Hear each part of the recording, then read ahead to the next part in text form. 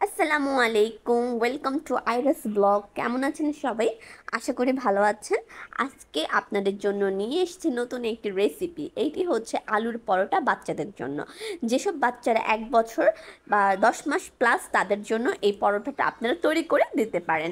বাচ্চারা সাধারণত একই খাবারও সবসময় খেতে চায় না, তার জন্য হচ্ছে একটুখানি চেঞ্জ করে দিলে বাচ্চারা হচ্ছে খেতে ভালোবাসে। আর যেসব বেবিদের ওয়েট একদমই কম তারা হচ্ছে এই আলুর পরোটা বাচ্চাদের দেওয়ার ট্রাই করবেন। আলু কিন্তু ওয়েট গেইন করতে সাহায্য করে। তো চলুন রেসিপিটা দেখে নিই। তো এখানে আমি আলুর পরোটা তৈরি করতে আলু নিয়েছি, আর এখানে দেখতেছেন আলুগুলো আমি ভালো করে ম্যাশ করে নিয়েছি। আর এখানে আমি দিয়েছি হচ্ছে পেঁয়াজটা আমি কুচি করে দিব। আর হচ্ছে এখানে দিয়েছি অল্প পরিমাণ জিরা এবং 1 কাপ পরিমাণ আটা।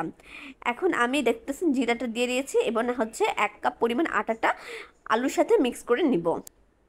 এখন ভালো করে এগুলো মথে নিব। এখানে আমি কোনো প্রকার পানি ইউজ করব না, জাস্ট ভালো করে এগুলো মথে নেব।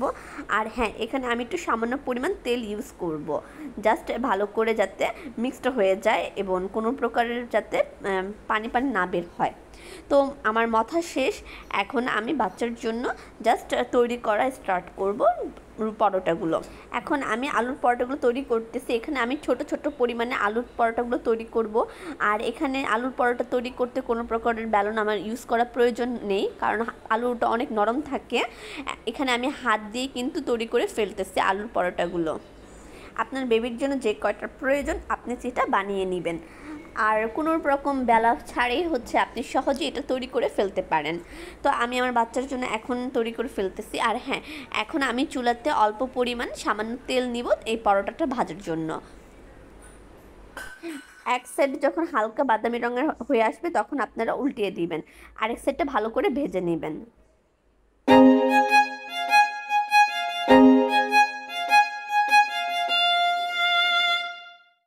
এই তো ভাজাটা আমার কমপ্লিট হয়ে গেছে। এখন আমি বাচ্চার জন্য সবগুলো পরোটা ভেজে নিয়েছি।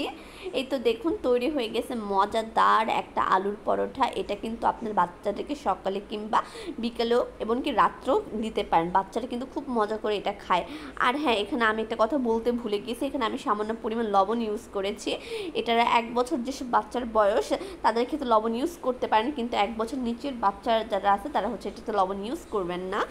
কেমন লাগলো আমার ভিডিওটি অবশ্যই কমেন্টস বক্সে কমেন্টস করে জানাবেন। আরও এরকম নিত্য নতুন আরও ভিডিও নিয়ে আসবো আপনাদের জন্য। তো ভালো থাকবেন, সুস্থ থাকবেন, আমার চ্যানেলটিকে অবশ্যই সাবস্ক্রাইব করে দিবেন। ধন্যবাদ সবাইকে। আল্লাহ হাফিজ।